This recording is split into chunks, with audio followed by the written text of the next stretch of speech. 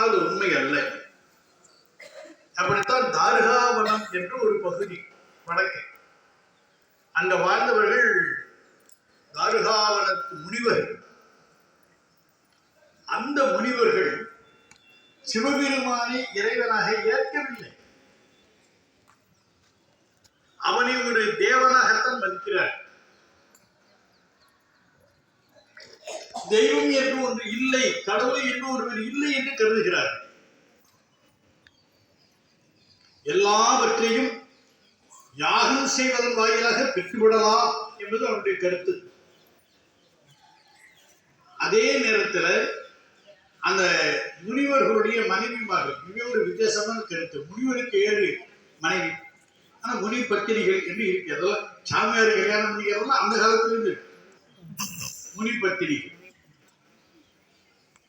அவர்களுக்கு ஒரு மனசுல ஒரு எண்ணம், நம்மை விட கற்பில் சிறந்தவர்கள் ஒருவரும் இல்லை. இது ரெண்டுமே தவறான கருத்து. இன்னைக்கு அந்த பழக்கம் நம்ம இடத்துல இருக்குது. திருமண சடங்கு செய்கின்ற பொழுது இந்த அம்மி மிதித்து அருந்ததி வார்த்தன். அருந்ததி என்ன? அவர் நட்சத்திரமா இருக்கிறார். ஏன் தமிழ்நாட்டில் கற்புடைய பெண்கள் முன்னோர்களே இல்லையா? சிலப்பதிகாரம் சொல்லுது இல்ல, கற்பை பற்றி பேசுகிறது இல்ல. நமக்கு இந்த மரபெல்லாம் போயிடுச்சு. மரபெல்லாம் நமக்கு சிதைக்கிறார்கள். அதை நம்ம புரிந்து கொள்ளாமல் ஏற்றுக்கொண்டிருக்கிறோம். அந்த வகையில தாருகாவனத்து முனி பத்தினிகளுக்கு தாங்களே கற்புடைய பெண்கள், தங்கள் அளவிற்கு கற்புடையவர்கள் உலகத்தில் யாரும் கிடையாது என்று அவர்கள் கருதுகிறார். ரெண்டுமே தவறான. இந்த கருத்துக்களை மாற்றுவதற்காக பெருமான் என்ன செய்யலாம்னா, ஒரு அம்மன வடிவத்தில் அந்த இடத்திற்கு செல்லுகிறார். திருமால் என்ன செய்கிறார்? ஒரு மோகினி, ஒரு அழகிய பெண் வடிவத்தில் செல்கிறார். யாகம் செய்து கொண்டிருந்த அந்த தாருகாவனத்து முனிவர்கள் எல்லாம் இந்த மோகினியை பார்த்த உடனே யாகத்தை விட்டுட்டு மோகினி பின்னாலும் போக ஆரம்பிச்சிட்டாங்க.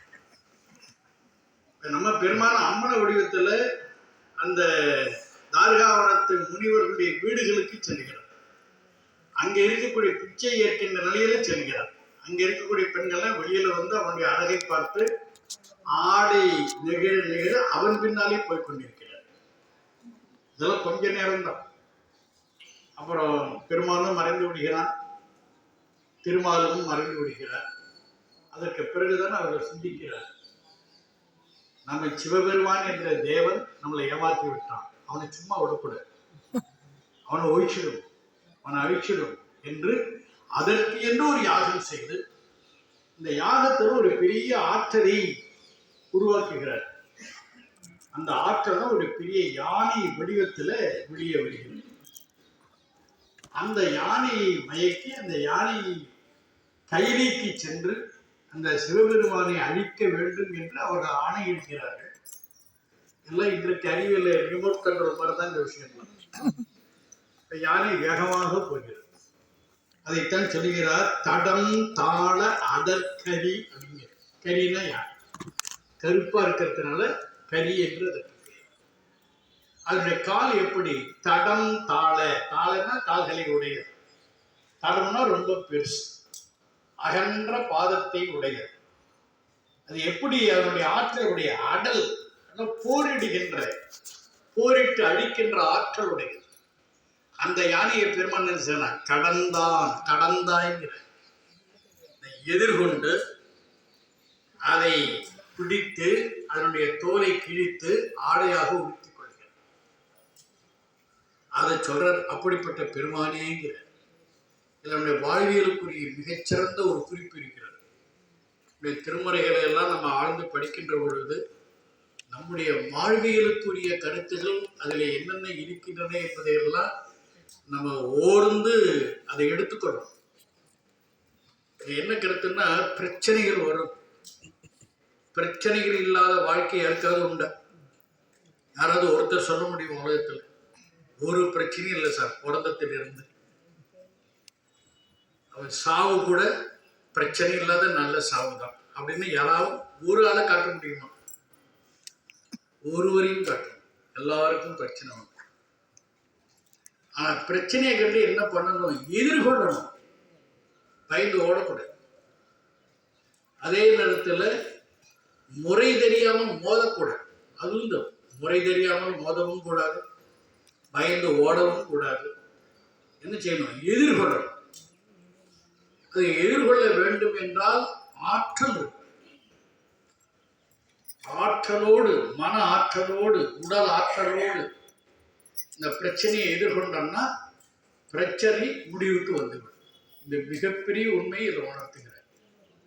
அப்படிப்பட்ட பெருமானே என்று அவனை அழைத்து என்ன விண்ணப்பம் வைக்கிறார்னா, விட்டுறுதி கண்டாய், நீ ஆட்கொண்டாய் அல்லவா, நீ திருவடி பெற்றுக்கு என்னை அழைத்து சொல்லணும் இல்லையா, திருவடி பெற்று கொடுக்கணும் இல்லையா, அதை கொடுக்காம நீ என்ன பண்ணிட்ட, என்னை விட்டு விடுவாயோ, என்னை விட்டுட்ட, ஆனால் தொடர்ந்து விட்டு விடுவாயோ என்று விண்ணப்பிக்கிறார். அப்போ விட்டுடாதங்கிறது கருத்து. என்னை விட்டுடாதப்பா, மறுபடியும் எனக்கு காட்சி தந்து உன்னுடைய திருவடியிலே சேர்த்துக்கொள் என்பது அவருடைய உட்கருத்து.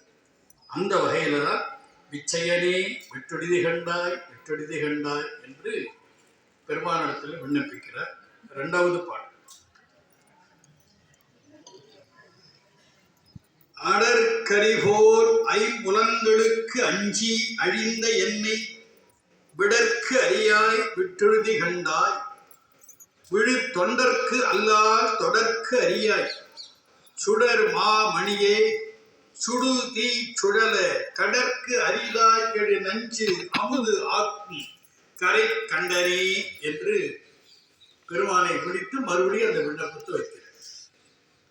இதுல பெருமானை எப்படியெல்லாம் சொல்கிறார் என்றால், தொடர்க்கு அறியாய், விடு தொண்டர்க்கு அல்லால் தொடர்க்கு அறியாய்.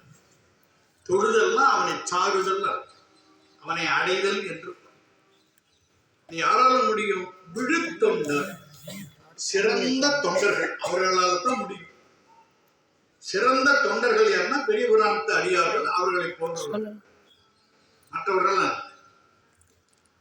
அந்த நிலைக்கு போவதற்கு முயலுகிறார், அவ்வளவுதான். நம்ம காலத்துல பெரிய புராணத்து அடியார்களைப் போல ஒருவரும் இல்லை என்று நாம் சொல்ல முடியுமா? இருக்கிறார்கள், வெளியில தெரியாம இருக்கிறார்கள். இறைவன் எப்பொழுதாவது அவர்களை காட்டி கொடுப்பார். ஞாபகம் இருக்கு, நிறுத்தி தான் போறோம். ஆனா பெரும்பாலும் மக்கள் என்ன செய்கிறார்கள் என்றால், உள்ள அந்த வேட்கை இருக்கிறது, இறைவனை அடைய வேண்டும் என்ற வேட்கை இருக்கிறது, ஆனாலும் அது உறுதியாக. அதனாலதான் இந்த காலத்துல கண்ணுக்கு தெரிகின்ற வகையில வெளிப்படையாக அடியார்களை பார்க்க முடியும். இருக்கிறார், இன்றைக்கு இருக்கிறார். இருவர் நம்முடைய கண்ணுக்கும் காதிற்கும் படுவார். ஒரு விழுத்தொண்டருங்க, விழுமை சிறப்பு என்று சிறந்த தொண்டர். சிறந்த தொண்டர்கள் என்ன பண்றாங்க? அவர்களுடைய மணிவாசல் சொல்வார்கள், குன்றே அணையாய் என்னை ஆட்கொண்ட போதே கொண்டிலையோ, எல்லாவற்றையும் உயிர் உடம்பு உடைமை எல்லாவற்றையும் நீ ஏற்றுக்கொண்டாய் அல்லவா. அந்த மாதிரி உயிர் உடம்பு உடைமை எல்லாவற்றையும் பெருமானிடத்தில் அர்ப்பணிக்கக்கூடிய அந்த மனோநிலை உடையவர்கள் தான் சிறந்த தொண்டர்கள், விழு தொண்டர்கள். அந்த விழு தொண்டருக்கு அல்லா தொடர்கரியாய்ந்தது. அவர்களை தவிர மற்றவர்களுக்கு பெருமானை அடைவது என்பது எளிது அல்ல. கோயிலுக்கு போகலாம், பெருமானை தரிசிக்கலாம், ஆனால் உயிரினால் அவனை பற்றுவது என்பது அவ்வளவு எளிதல். அதான் சொல்கிறார். சுடர் மாமணியேங்கிற மாமணி, நவரத்தினங்கள், நவமணிகள், சுடர் மாமணி, சுடர்கின்ற ஒளிகின்ற மணி போன்றவனே என்று விழித்து இன்னொரு அரிய கருத்தை சொல்கிறார். ஆனா மேலோட்டமா பார்த்தோம்னா எல்லாத்துக்கும் தெரிந்த கருத்து.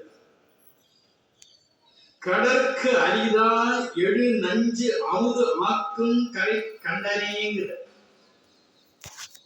அப்போ கடற்கு அரிதா எழு நஞ்சு, தலையிலிருந்து தோன்றிய நஞ்சு, இது எல்லாத்துக்கும் தெரியும். ஆலகால விஷம் என்று எல்லோருக்கும் தெரியும். ஆனா அந்த விஷம் எப்படிப்பட்டது, எப்படி தோன்றியது என்பதற்கு ஒரு அரிய கருத்து. சில பாடல்கள் அந்த மாதிரி கருத்துக்களே பெருமக்கள் வெளிப்படுத்துவார். இந்த இடத்துல வெளிப்படுத்துகிறார். கடற்கு என்றால் கடலில் என்று, கடற்கு அரிதாய் எழு நெஞ்சு அப்படின்னு பேச. கடல்ல என்னென்னவோ தோன்றும் வரும். ஆனா பெரிய நஞ்சு தோன்றுவது என்பது அவ்வளவு எளிதல். அது ஒரு அரிய செயல், அரிதான காரியங்கள்,